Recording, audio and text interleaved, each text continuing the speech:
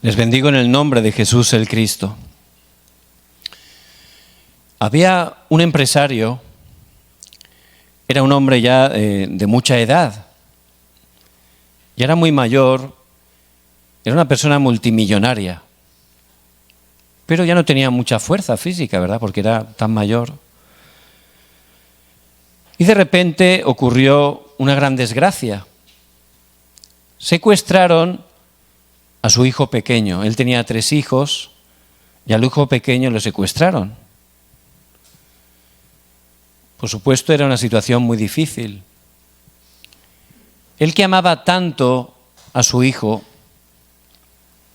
por supuesto, su deseo era poder liberarlo, ¿verdad? Poder encontrarlo. Pero como no tenía muy buena salud, pues no podía ir en busca suya. Por eso le dijo a su hijo primogénito, al mayor: por favor, ves y busca a tu hermano pequeño que lo han secuestrado. Pero el hermano mayor le dijo que estaba muy ocupado, que lo sentía mucho, porque estaba siempre llevando las empresas, las corporaciones, con reuniones. Decía que no tenía tiempo, que no podía ir. Pero su segundo hijo, a pesar de que él era una persona tranquila, normal, no tenía mucha economía, pero fue a su padre y dijo: papá, yo voy a ir. Yo también quiero encontrar a mi hermano pequeño. Por eso voy a entregar mi vida para encontrarlo. Hasta que no lo encuentre no voy a parar. Por supuesto, el padre se puso muy contento, ¿verdad? Entonces este segundo hijo, cuando intentó encontrar a su hermano pequeño, pues contrató o quería contratar a muchos detectives, ¿verdad? Pero eso valdría muchísima economía. Él no tenía tanta economía. ¿Pero qué hizo? Fue al padre: papá, para encontrar a tu hijo pequeño hace falta contratar detectives, eso vale mucha economía, yo no tengo. ¿Y qué diría el padre? Ve, no pasa nada, yo te doy la economía, no te preocupes, porque mi deseo es liberar a tu hermano pequeño. Luego después se entera que hay que ir a otro país y también, por supuesto, los viajes, la estancia, había muchos gastos, mucha economía. Y este segundo hijo no tenía economía. ¿Pero qué hizo? Fue al padre otra vez. Papá, necesito esta economía para viajar y poder estar liberando a tu hijo pequeño. ¿Y el padre qué diría? Por supuesto, ve, yo te respaldo, porque es mi deseo, yo te voy a dar todo lo necesario para poder liberar a mi querido hijo. Y ciertamente, lo más importante que tenemos que hacer es estar haciendo el deseo de Dios. Ahí tenemos que estar enfocados. Si es el deseo de Dios, Dios va a estar con nosotros, ¿verdad? Él nos va a dar todo lo necesario, todo lo que necesitemos para cumplir su deseo, porque es su deseo, ¿verdad? No importa que seamos débiles, si estamos realmente en el deseo de Dios, si Dios nos apoya para cumplir su deseo a través de nosotros, ya está, ¿verdad? Y ahí todo se termina. Por eso en el pasaje de hoy vemos que se encontraban en una gran crisis. Era una gran crisis como consecuencia del martirio de Esteban. Habían matado el primer mártir de la historia de la iglesia, Esteban. Empezaron a perseguir a la iglesia y tuvieron que huir, escaparse. ¿Por qué? Porque los querían matar. No era una crisis pequeña, ¿verdad? Los querían matar. Pero las crisis a los ojos de Dios son totalmente distintas. Dios lo ve distinto.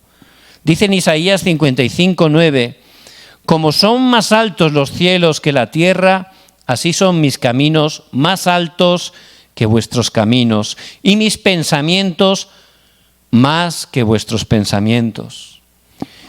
Y para ellos era una crisis, y podemos estar en situaciones así, dificultades, conflictos, problemas. Son crisis, ¿verdad? Pero Dios que tiene un nivel, por supuesto, mucho más elevado que el nuestro, Él lo ve distinto. No era realmente una crisis. Para Dios era que estaba dando un nuevo comienzo. Era un nuevo comienzo. ¿Por qué? Porque Él quería utilizar a la iglesia de Jerusalén. La quería utilizar para cumplir su mayor deseo, que es llevar el Evangelio a todo el mundo. Pero esta iglesia, por esos pensamientos incorrectos, se habían acomodado, se habían quedado solo en Jerusalén varados. Y el Señor les había dicho, hasta lo último de la tierra. Por eso Dios utilizó esa crisis para dar un nuevo comienzo y ir de la iglesia de Jerusalén a la iglesia de Antioquía. Quería hacer un nuevo comienzo, una renovación, para poder, a través de la iglesia de Antioquía, estar totalmente cumpliendo la evangelización mundial. Por eso, a nuestros ojos, parece una crisis, parece una gran dificultad, y bueno, la verdad que humanamente lo es. Pero a los ojos de Dios, que es nuestro Padre, que está con nosotros, es distinto. Si estamos dentro del pacto de Cristo, realmente lo que Dios quiere hacer es un nuevo comienzo en nuestras vidas.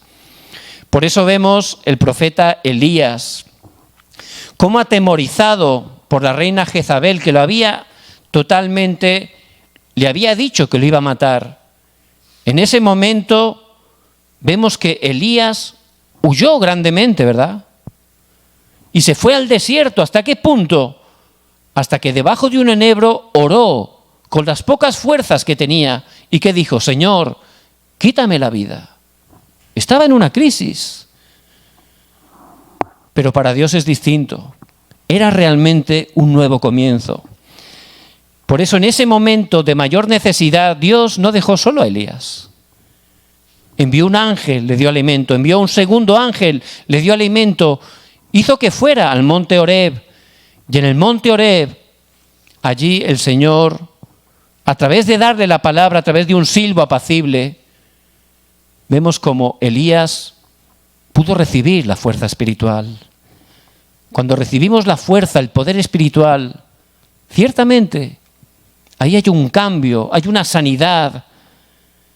Elías no es el final, es un nuevo comienzo. Elías, no estás solo, tengo 5.000 discípulos preparados que no han doblado su rodilla ante Baal. Elías, tienes que ungir reyes, tienes que levantar tu sucesor Eliseo, que lo tengo preparado, ese discípulo. Por eso es distinto, ¿verdad? No es una crisis. A los ojos de Dios es un nuevo comienzo. Él quiere darnos un nuevo comienzo. Por eso, para ese nuevo comienzo, ¿a quién utilizó? A los esparcidos. Aparece en el versículo 11. Los que fueron esparcidos. Y la palabra esparcido es muy interesante. Nos habla de ese labrador, antiguamente, por supuesto, cuando después de labrar, preparar todo el campo, el labrador se ponía la semilla y andando iba esparciendo la semilla, ¿verdad? Esparcía. Es la misma palabra, esparcidos. Y allí esa semilla iba llegando a todos los lugares, ¿verdad? El labrador la llevaba a todas partes del campo. ¿Para qué? Por supuesto, para que diera fruto, ¿verdad? Y eso somos nosotros, hermanos de Dios, los esparcidos. No estamos en este país de casualidad, ¿verdad? No, yo es que vine con esta meta, con este propósito. Bueno, sí, ese es mi pensamiento. Pero como hemos leído en Isaías 55:9, sus pensamientos y sus caminos son más elevados que los nuestros.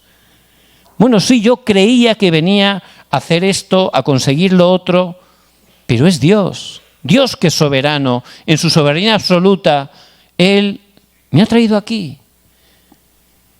Y Él quiere utilizarme, darme un nuevo comienzo, para que esté realmente disfrutando de este precioso evangelio y siendo un testigo, esté dando fruto para el Señor, esté glorificando al Señor. Por eso, estos esparcidos no eran los apóstoles, no pone ni su nombre, eran creyentes, no pone ni sus nombres, pero Dios los utilizó grandemente y es lo mismo que nosotros. No estamos aquí de casualidad, de rebote, no. Dios que es soberano nos ha puesto aquí, somos los esparcidos, los que Él ha escogido por su gracia y ha traído aquí con un propósito, darnos un nuevo comienzo, para que estemos siendo utilizados por Él, para cumplir su deseo, que estemos totalmente conectados a su mayor deseo, que es la evangelización mundial. Estos esparcidos, que no ponen ni su nombre, fueron los que por primera vez predicaron a los gentiles. Lo habían hecho pero obligados, pero ellos por primera vez voluntariamente, como Dios deseaba, predicaron a los gentiles. Ellos también por primera vez fueron llamados cristianos, los de Cristo. Allí en Antioquía ponían muchos motes, como burla, y seguramente eso se lo pusieron como burla, pero no hay mayor honor de que la gente al vernos digan, este es de Cristo. Se nota que es seguidor de Cristo, que Cristo vive en su vida. Y también por primera vez en esa iglesia que se levantó en Antioquía a través de los esparcidos, fue la primera vez que también de manera voluntaria, guiados por Dios, empezaron las misiones mundiales. Fueron a otros países, a otras naciones, para cumplir la evangelización mundial. Por eso, Dios lo ve distinto. Estás en una dificultad, en un problema, en una crisis, un conflicto, pero a los ojos de Dios es un nuevo comienzo. No seas engañado, es un nuevo comienzo. Y Él quiere que tengas un nuevo comienzo. Solo Dios puede darnos un nuevo comienzo. Por eso Él me ha llamado como un esparcido, me ha traído a este lugar para que pueda tener ese comienzo, ese nuevo comienzo, y pueda ser utilizado grandemente por Dios. ¿Cómo pudieron hacerlo? ¿Cómo estos esparcidos pudieron ser tan grandemente utilizados por Dios? Pues la respuesta la tenemos en el versículo 21.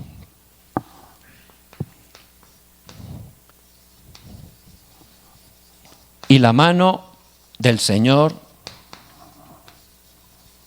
estaba con ellos. Y la mano del Señor estaba con ellos.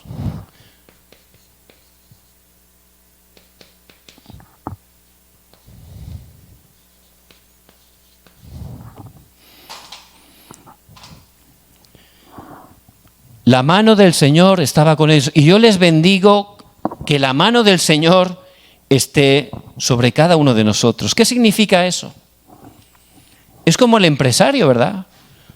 Su hijo era secuestrado, su mayor deseo era encontrarlo. Él no podía, pero su segundo hijo voluntariamente fue para buscarlo.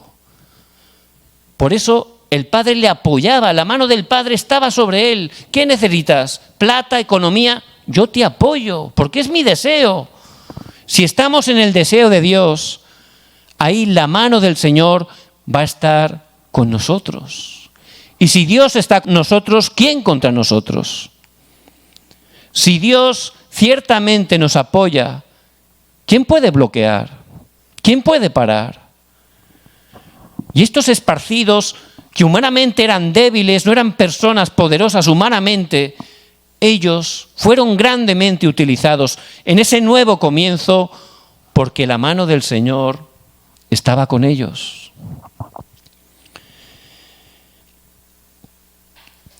Cuando Moisés fue utilizado para liberar al pueblo de la esclavitud y se encontraban ya camino del desierto, ocurrió una gran dificultad. Faraón empezó a perseguirlos con los carros. Entonces ellos se dieron cuenta que venía ese gran ejército con carros. ¿A qué vendrían? A matarlos. Y delante no podían escapar. ¿Por qué? Tenían algo que les bloqueaba, el Mar Rojo. O sea que se encontraban sin poder escapar y detrás se iban acercando ese ejército de carros. En ese momento, la gran multitud empezó a quejarse, pero Moisés, que conocía muy bien el deseo de Dios, que era ir a Canaán, donde iba a venir Jesucristo, él no se movió. Él tomó el pacto y oró. Esa noche, dice la palabra, Dios sopló un viento que abrió camino en seco. Pudieron cruzar totalmente en seco. Cuando cruzaron sus perseguidores, Dios cerró el mar, quitó a sus enemigos, les dio la victoria. ¿Por qué? Porque la mano del Señor estaba con Moisés. Era su deseo ir a Canaán. Es el pacto de Dios, el deseo de Dios es la evangelización en este tiempo. Si yo estoy totalmente enfocado ahí, voy a ver cómo la mano del Señor está sobre mí. Él abrirá el Mar Rojo. Luego se puso de líder Josué. Moisés se fue ya con el Señor. Estaban ya a punto de entrar a la tierra de Canaán.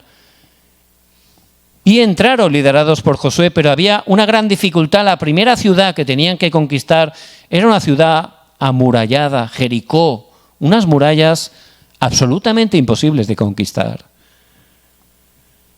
Pero, ¿qué hizo Josué? Él sabía que era el plan de Dios conquistar Canaán, la evangelización mundial. Por eso oró, tomó el pacto, siguió la palabra y Dios derribó las murallas. La palabra de Dios es respuesta para nuestras situaciones reales. No se trata que yo tengo que cruzar un mar, no se trata que yo tengo que estar derribando una muralla, no es eso. ¿Qué es ese mar? Una dificultad. Usted está enfrentando dificultades. ¿Qué es esa muralla? Algo que, aunque me esfuerce, no puedo vencer. Puede que se encuentre en una situación así. Moisés no podía humanamente, Josué tampoco, pero fue la mano del Señor que estaba con ellos. Por eso, si experimentamos que la mano del Señor está con nosotros, ahí se termina todo, ¿verdad? ¿Quién puede parar? ¿Quién puede bloquear? ¿Qué problema no se va a poder solucionar? Si la mano del Señor está con nosotros, ahí se terminó todo. Por eso, ¿cómo poder disfrutar de que la mano del Señor esté con nosotros? Hay una palabra muy importante que tenemos que conocer.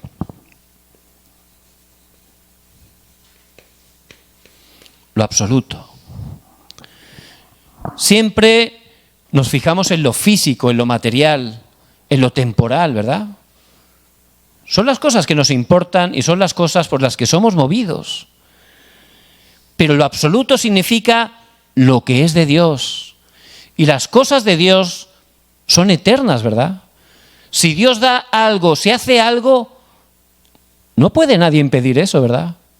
Porque Dios es todopoderoso y Él es el creador y sustentador de toda la creación. Por eso, en vez de enfocarme en las cosas físicas, en las cosas temporales, tengo que estar aferrándome a lo absoluto. Y es lo que hicieron estos esparcidos, estos discípulos, y es lo que tenemos que estar haciendo cada uno de nosotros. En primer lugar, el pacto absoluto. Hay un pacto, es un contrato, es una garantía que Dios nos da para que podamos estar tranquilos, ¿verdad? Si uno hace una venta comercial, vende una casa, pues hoy en día, hace años no, se daba la mano y ya estaba, ¿no? Pero ahora no.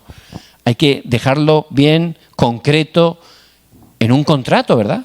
Y hay que firmarlo y eso tiene realmente un respaldo legal. Si está realmente firmado, es oficial. Eso hay que cumplirlo. Pues Dios nos da un pacto, un contrato, para que nos aferremos y tengamos seguridad que Dios lo va a cumplir. No seamos movidos, ya tenemos ese pacto. ¿Y qué pacto tenemos que tomar? En primer lugar, el pacto del monte del Calvario. ¿Qué ocurrió allí? Como el Señor había prometido, Jesús el Cristo en la cruz, Él dijo, consumado es. Jesús el Cristo quebrantó a Satanás, quebrantó los desastres y nos sacó del respaldo del infierno. Consumado es. Juan 19:30. Eso no es un grito que dio de dolor, no. Era el grito de victoria. Como Dios había prometido para poder sacarnos de ese problema fundamental que nadie más nos puede sacar, el Señor Jesucristo fue a la cruz, allí en el monte del Calvario, y Él consumó todo. Por eso tenemos que terminar todo con Cristo. Todo. Yo miro a mi pasado y digo, bueno, ¿y por qué yo sufría tanto? ¿Y por qué había problemas en mi familia? ¿Y por qué vivía tantas dificultades? Y yo intentaba hacerlo bien. Y me doy cuenta que era por no conocer a Jesús el Cristo. Por eso, cuando yo conocí a Jesús el Cristo, por supuesto, hubo un cambio real, un cambio eterno, un cambio espiritual, por gracia de Dios. Y no es que terminaran los problemas, pero ya dentro de Cristo, confiando, teniendo la fe en Él, he visto cómo ha utilizado esos problemas siempre para bendecirme, siempre me ha protegido, siempre ha abierto camino donde no lo hay. Por eso tenemos que tener esa conclusión. Jesús es el Cristo, solucionador de todos los problemas. Hay que aferrarse ahí, no importa el problema que esté enfrentando, tiene que tomar ese pacto. Tú eres el Cristo, el Hijo del Dios viviente, dijo Pedro en Mateo 16:16, el Padre se lo reveló. Jesús el Cristo ha consumado todo, que terminemos todo. El problema que tengamos delante, al lado, que estemos concluyendo, terminando, creyendo que Cristo ya lo ha solucionado. Hay que tomar ese pacto, consumado es. En segundo lugar, el pacto del monte del Olivar. Jesús el Cristo resucitó. Nada más resucitar, le dijo a los discípulos, se presentó delante de los discípulos y les dijo, ya todo el poder del cielo y de la tierra me ha sido dado. Jesús el Cristo está con nosotros, con todo el poder del cielo y de la tierra. Y nosotros, en cada lugar que estamos, se levantan las obras del reino de Dios. Se levantan las obras del reino de Dios. Cuando tomamos el pacto y oramos, la oscuridad es quebrantada. El Espíritu Santo obra y vemos cómo Dios incluso envía a los ángeles. Por eso tenemos que estar creyéndolo, disfrutándolo cada día. En cada lugar que estoy orando, se levantan las obras del reino de Dios. Es un pacto. Puede que igual no me dé cuenta, pero es lo que Dios está haciendo a través de mi vida.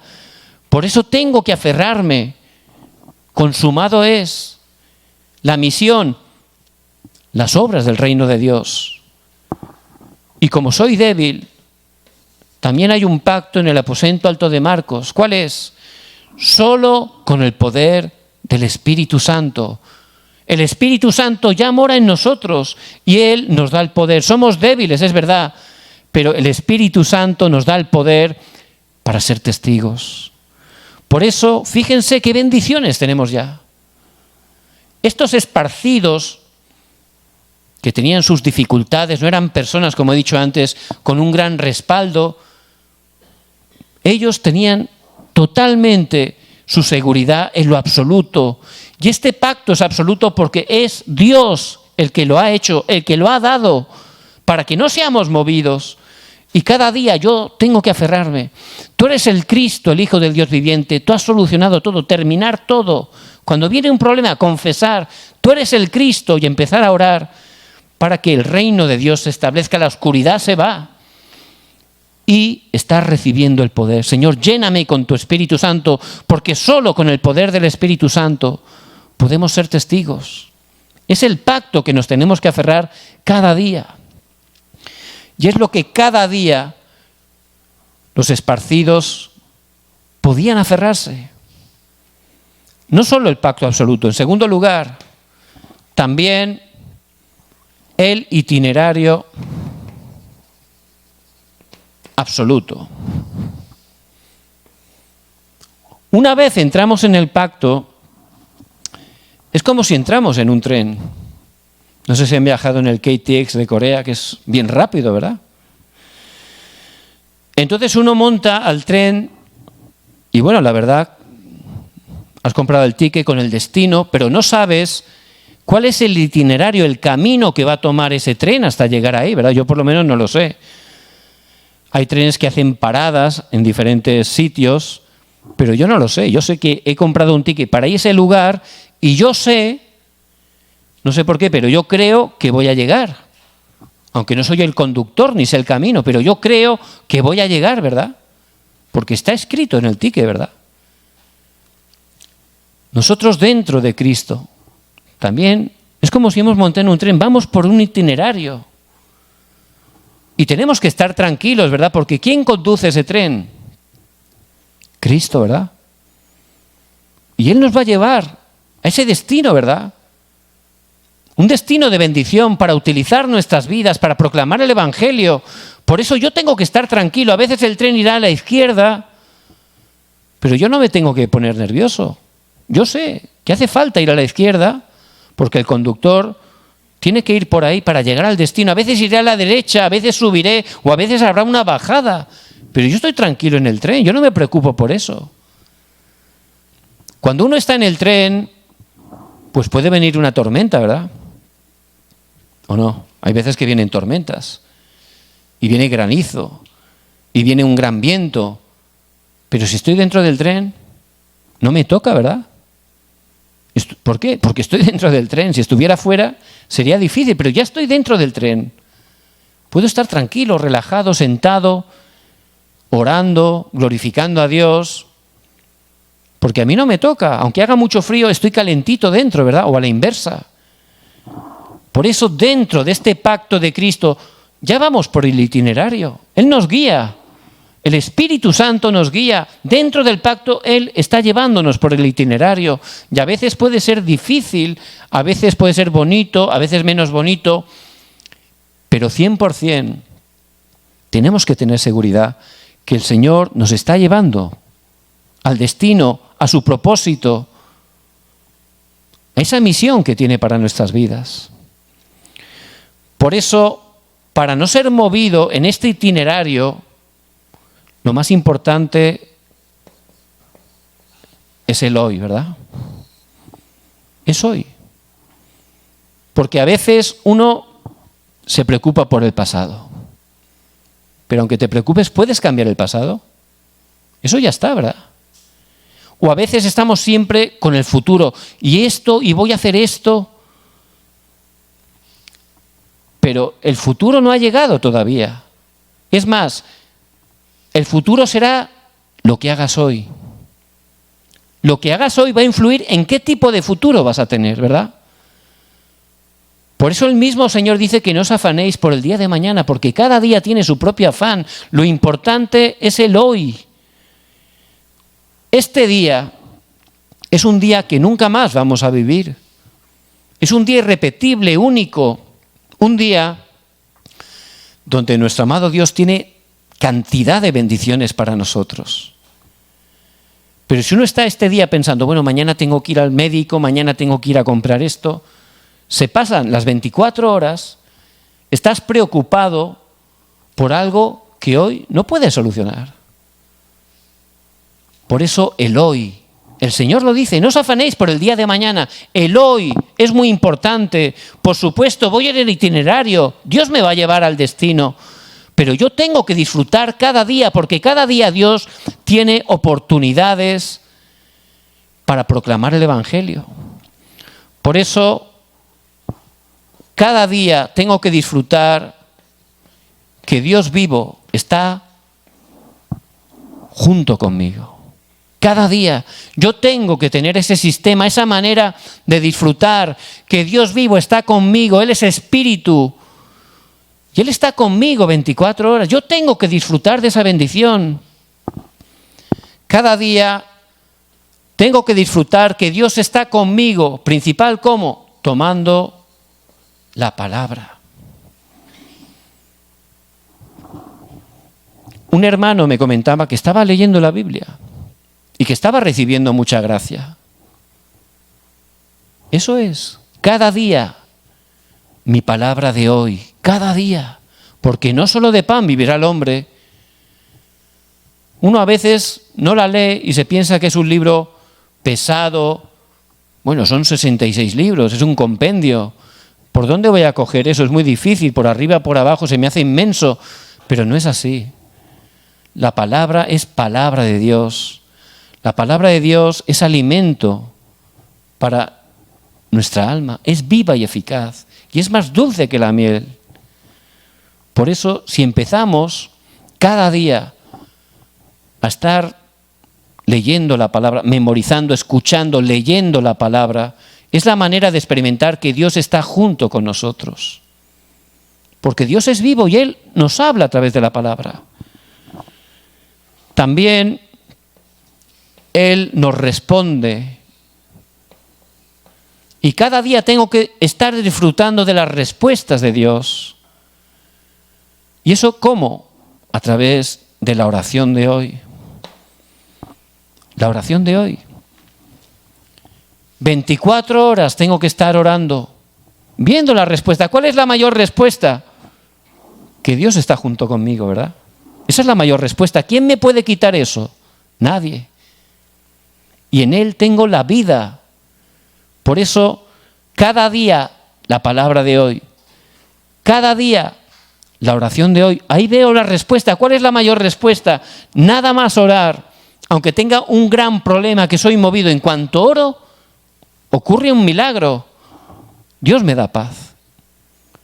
Dios quita esa nube negra, ese pensamiento que me amarga, que me frustra, esas mentiras, porque la mayoría son mentiras, pero me mueven, ¿verdad?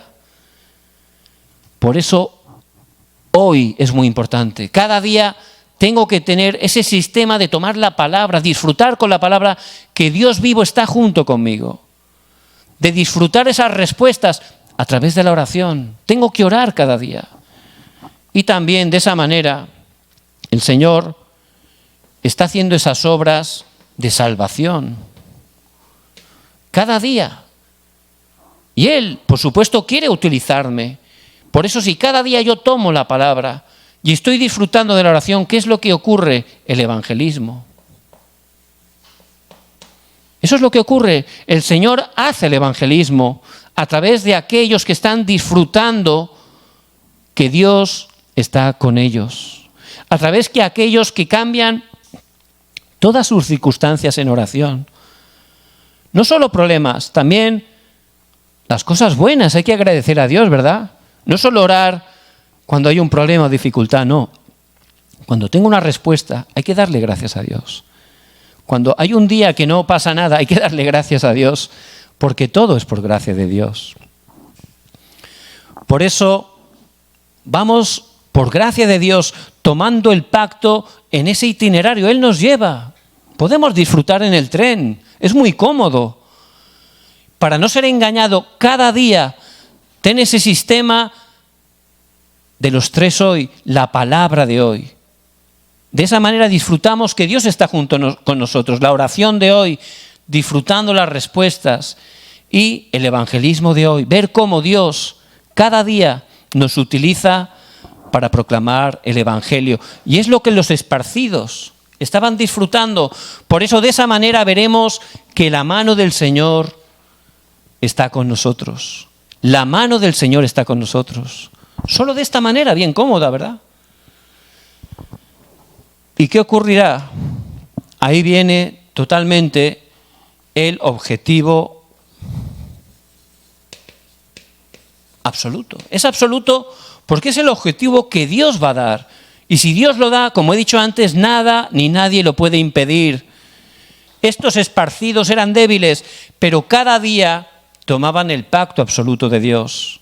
No se estaban moviendo por las cosas físicas, materiales, no, lo absoluto. Ellos disfrutaban del poder absoluto de Dios.